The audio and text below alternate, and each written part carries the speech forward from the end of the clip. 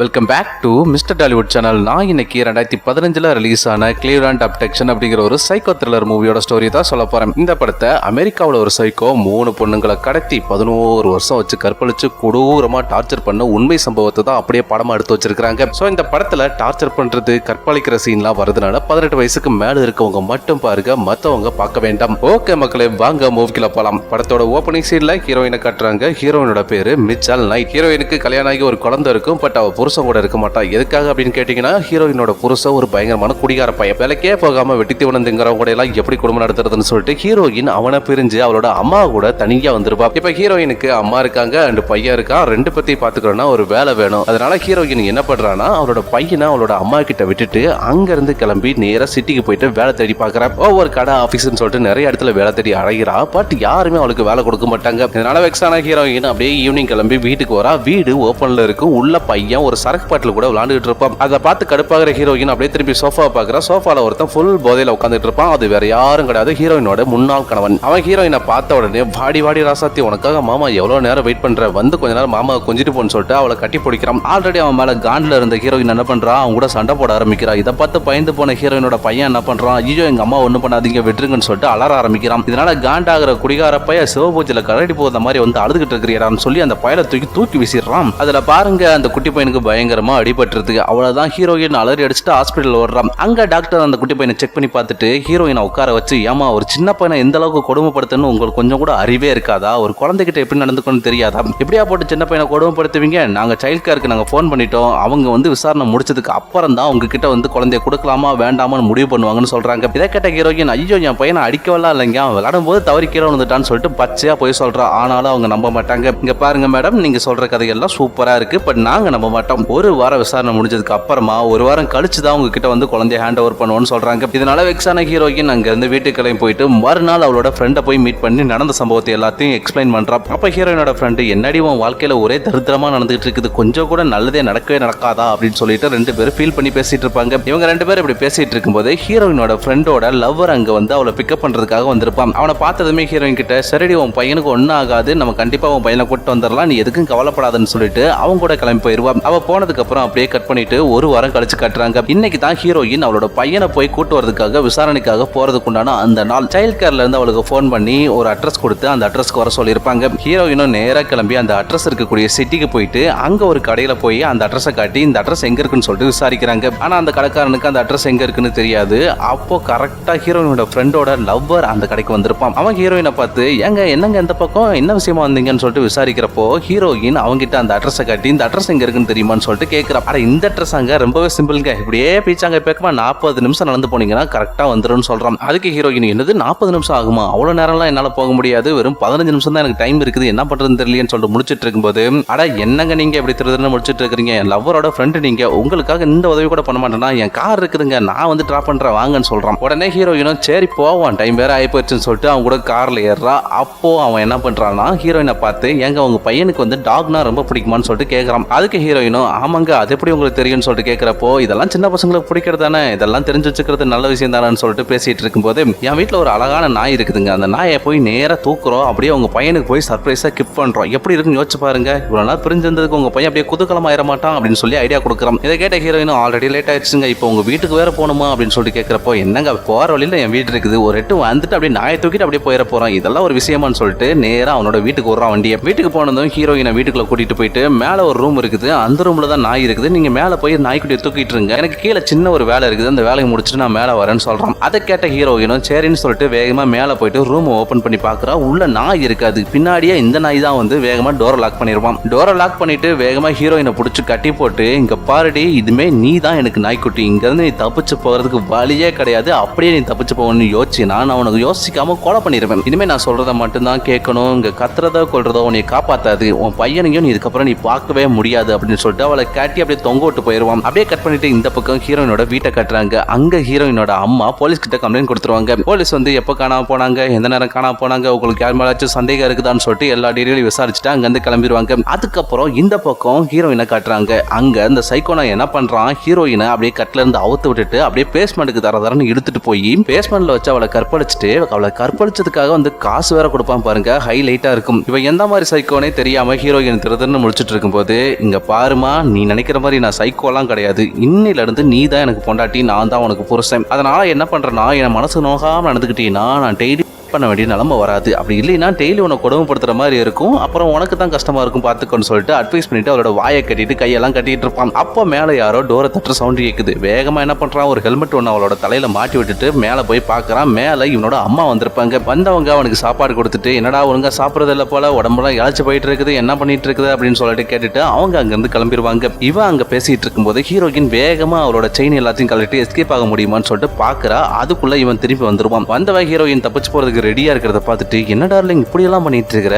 நான் உனக்கு புருஷன், நீ எனக்கு பொண்டாட்டி, அதை மனசுல வச்சுட்டு கொஞ்சமாச்சும் லவ்வோட நடந்துக்கோ, இது ஃபர்ஸ்ட் டைம்ங்கிறதுனால உன்னை சும்மா விடுறேன், திருப்பி நீ இதே மாதிரி பண்ணினா நான் யோசிக்காம என்ன பண்ணுவேனே தெரியாது அப்படின்னு சொல்லி திட்டிட்டு, சரி உனக்கு பசிக்கும் இந்த சாப்பாடு சாப்பிடுன்னு சொல்லிட்டு சாப்பாடு கொடுக்குறான். பட் ஹீரோயின் அதை வேணான்னு சொல்லிட்டு அவாய்ட் பண்றான். ஓ இதுல நான் விஷ வச்சிருப்பேன்னு நினைக்கிறியா, அந்த பயம்லாம் உனக்கு வேண்டவே வேண்டாம், நீ தைரியமா சாப்பிடலான்னு சொல்லிட்டு அவளுக்கு சாப்பாடு ஊட்டி விடுறான். அவளுக்கு சாப்பாடு ஊட்டி முடிச்சதுக்கு அப்புறமா இவன் வெளியில போய் என்னோட ஃப்ரெண்ட்ஸ் கூட எல்லாம் செமையா சரக்கு போட்டு என்ஜாய் பண்ணிட்டு நேரா வீட்டுக்கு வரான். வீட்டுக்கு வந்தவன் ஹீரோயினை பிடிச்சி பலமுறை பல தடவை எல்லாத்தையும் பண்ணி முடிச்சதுக்கு அப்புறமா அவளை கட்டி பிடிச்சு, இங்க பாருமா நீ நினைக்கிற மாதிரிலாம் நான் ரொம்ப கெட்டவெல்லாம் கிடையாது, நான் ரொம்ப தரமான உத்தமை, என் சின்ன வயசுல எனக்கு நடந்த சில கசப்பான சம்பவம் தான் என்னை இப்படி கொடூரமானவனா மாத்திருச்சு, நீ மட்டும் எப்பவுமே என் கூடயே இருந்தீங்கன்னா என் வாழ்க்கை அப்படியே 1000 வாட்ஸ் பல்பு மாதிரி பளிச்சுன்னு எரிய ஆரம்பிச்சிரும்னு சொல்றான். அடே நீ பண்றது ஒரு அயோக்கியத்தனம் தான், ஆனாலும் உன் சின்ன வயசுல நடந்த கசப்பான சம்பவம் தான் உன்னை எப்படி மாத்திருக்குங்கிறதுனால நான் ஒரு ஐடியா சொல்றேன், அதை கேளு. ஒரு நல்ல பொண்ணை பார்த்து கரெக்ட் பண்ணி கல்யாணம் பண்ணிக்கோ, அதுதான் உன்னோட லைஃபுக்கு நல்லது. எனக்கு ஆல்ரெடி ஒரு பையன் இருக்கிறான், நான் அவனுக்காகத்தான் என்னோட லைஃபை வாழணும்னு சொல்றான். உடனே நம்ம சைக்கோ என்ன பண்றான், மனசு மாதிரி நீ சொல்றதும் கரெக்ட் தான், நான் எதுக்கு உன்னை பிடிச்சி கஷ்டப்படுத்திட்டு இருக்கிறதும், உன்னை வெளியே விட்டுட்டு ஒரு நல்ல பொண்ணா பார்த்து நான் கல்யாணம் பண்ணிக்க போறேன், நீ வா உன்னை கொண்டு போய் நான் வெளியே விடுறேன்னு சொல்லிட்டு அவளை தூக்கிட்டு மேல போறான். ஹீரோயினும் நம்பி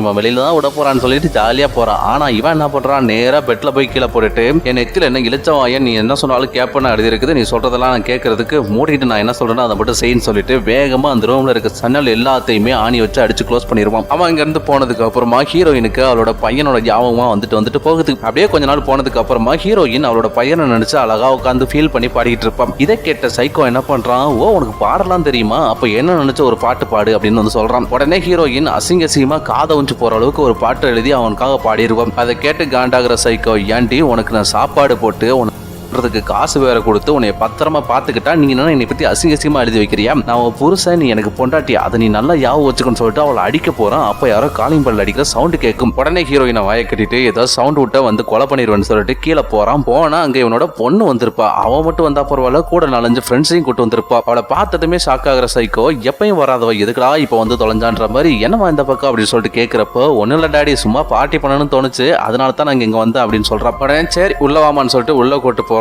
இவங்க வரதை தெரிஞ்சுக்கிட்ட ஹீரோயின் எப்படியாச்சும் இங்க இருந்து தப்பிக்கிறதுக்கு அவங்க ஹெல்ப் பண்ணுவாங்கன்னு சொல்லிட்டு வேகமா அவரோட கட்டெல்லாம் ஆட்டுறான். உடனே சைக்கோவோட பொண்ணு, என்னடாடி மேல ஏதோ சவுண்ட் கேக்குதுன்னு சொல்லிட்டு கேட்கிறப்போ, அதுவா அது ஒண்ணும் இல்லாம தெருநாயை தூக்கிட்டு வந்து தேவையில்லாம வளர்த்துக்கிட்டு இருக்கேன், அதுதான் தேவையில்லாம சவுண்ட் போட்டுட்டு இருக்கிறேன், நீங்க என்ஜாய் பண்ணுங்கன்னு சொல்லிட்டு வேகமா ஸ்பீக்கர்ல சவுண்ட் அதிகமா வச்சுட்டு மேல போறான். அங்க போய் ஹீரோயினை பார்த்தவன், என் பொறுமைக்கு ஒரு அளவு இருக்குது, தேவையில்லாம என்ன டென்ஷன் பண்ணி பார்க்காதன்னு சொல்லிட்டு பலார்னு கணத்துல ஒரு அப்பா போயிட்டு, இதுதான் உனக்கு ஃபர்ஸ்ட் அண்ட் லாஸ்ட் வார்னிங், இதுக்கப்புறமும் ரிஸ்க் எடுக்கிறேன், இங்க இருந்து தப்பிச்சு போலான்னு யோசிக்கிறேன்னு ஏதாச்சும் யோசிச்சேன்னா உன்னை கொல்றத தவிர எனக்கு வர வழியே இல்லாமான்னு சொல்லிட்டு அங்கிருந்து கிளம்பிடுவான். அவன் போனதுமே ஹீரோயினுக்கு அவளோட பையன் அவங்க வந்து அவன் என்னெல்லாம் பண்ணானோ என்னெல்லாம் பேசுவானோ அதெல்லாம் யோசிச்சு பார்த்துக்கிட்டே அப்படியே தூங்கிடுவா. எப்படியே கொஞ்ச நாள் ஓடிடுது. ஒரு நாள் சைக்கோ என்ன பண்றான், ஹீரோயினுக்கு ஒரு நாய்க்குட்டி வாங்கிட்டு வந்து பிரசன்ட் பண்றான். இனிமே நீங்க தனியாலாம் இருக்க மாட்டேன், எப்பவுமே இந்த நாய்க்குட்டி உன் கூடவே இருக்கும், நீ அது கூட சேர்ந்து ஜாலியா என்ஜாய் பண்ணலாம்னு சொல்லிட்டு அங்கிருந்து கிளம்பிடுவான். அவன் கிளம்பி போகும்போது அவளை ஒழுங்கா லாக் பண்ணிருக்க மாட்டான். உடனே ஹீரோயின் வேகமா அந்த லாக் எல்லாத்தையும் ரிலீஸ் பண்ணிக்கிட்டு அந்த நாய்க்குட்டி தூக்கிட்டு பூனையா நடந்து வெளியில போறான். இவன் போயிட்டான் நினைச்சிட்டு தப்பிக்கிறதுக்காக போனா, இவ வர்றதுக்காக அவன் வெயிட் பண்ணிட்டு இருப்பான். நீங்க தான் வருவேன்னு எனக்கு நல்லா தெரிஞ்சு செல்லம், வா வா அப்படின்னு கூப்பிட்டுட்டு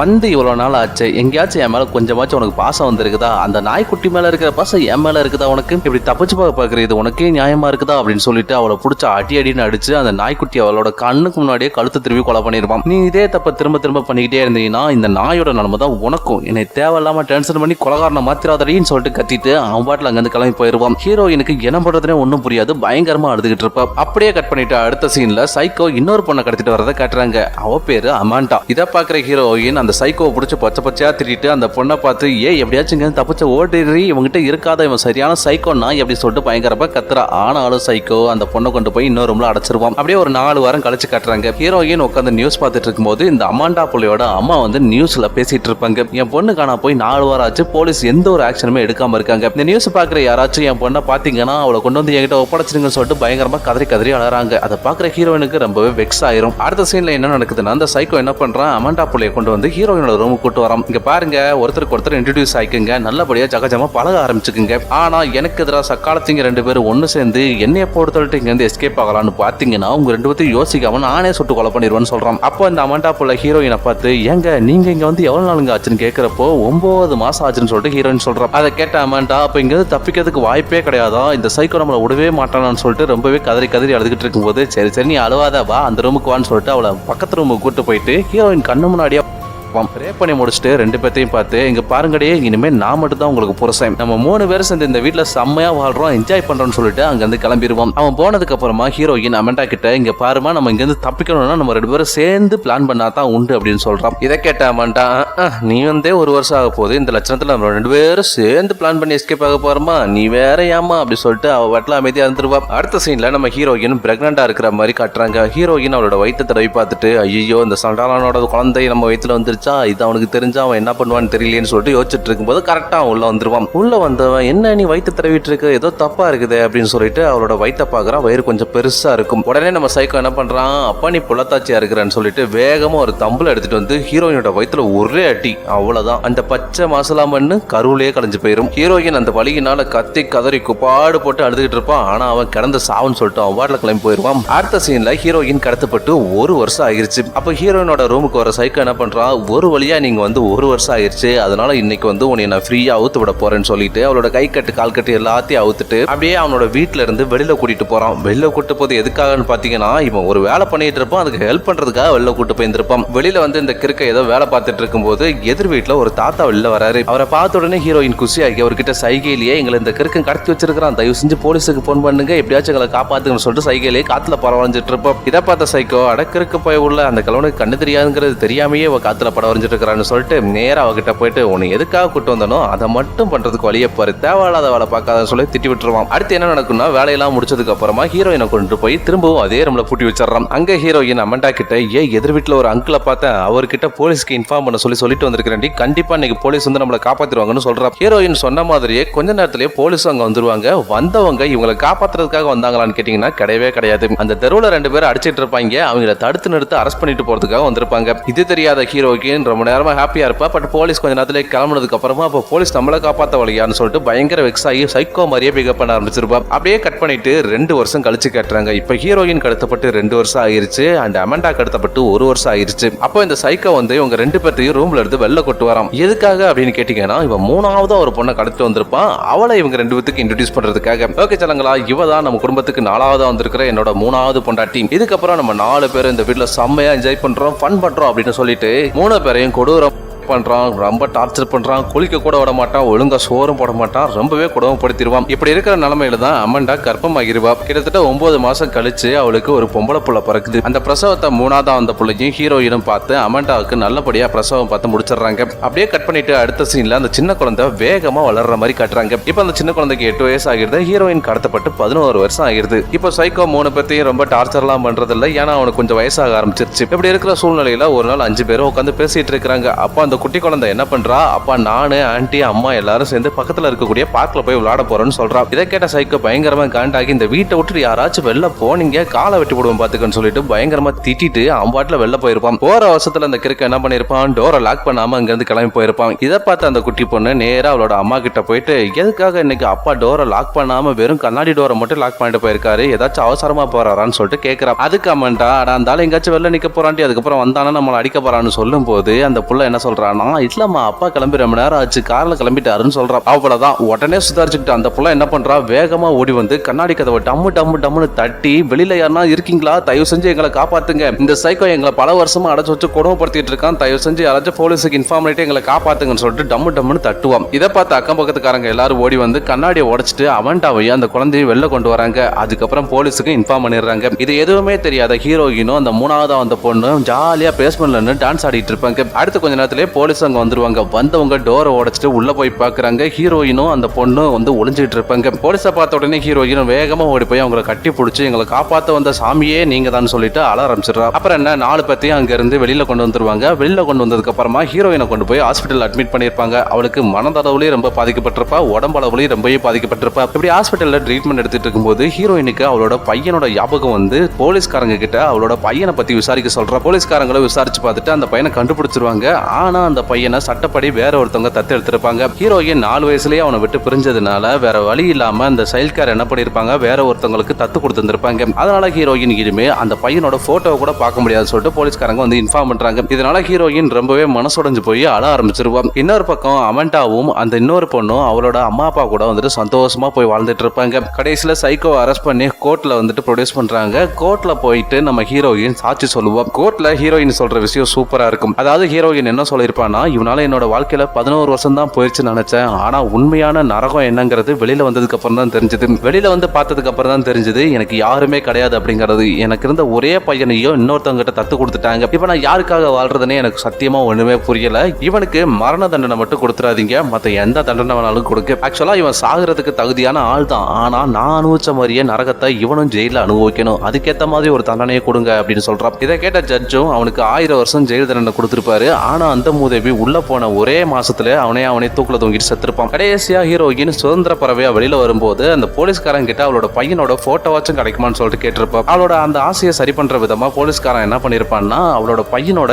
இப்ப இருக்கிற போட்டோவை கொண்டு வந்து அவகிட்ட கொடுக்கறான். அதை பார்த்த ஹீரோயின் அப்படியே சந்தோஷத்துல அவனை கட்டி பிடிச்சிட்டு அப்படியே ஒரு நிம்மதியோட நடந்து போவா. அப்படியே படத்தையும் முடிக்கிறாங்க. அவ்வளவுதான் மகளே, படம் முடிஞ்சது. இனிமேல் டெய்லி வீடியோ போடுவேன். மறக்காம அந்த சப்ஸ்கிரைப் பண்ணி அமுத்திட்டு பக்கத்துல இருக்கக்கூடிய பெல் பட்டனையும் சேர்த்து அமுத்தி வச்சுக்கோங்க. அப்பதான் நம்ம போடுற வீடியோ டெய்லி உங்களுக்கு வந்து அப்டேட் ஆகும். ஓகே, அடுத்த வீடியோல வந்து உங்களை சந்திக்கிறேன். நன்றி, வணக்கம்.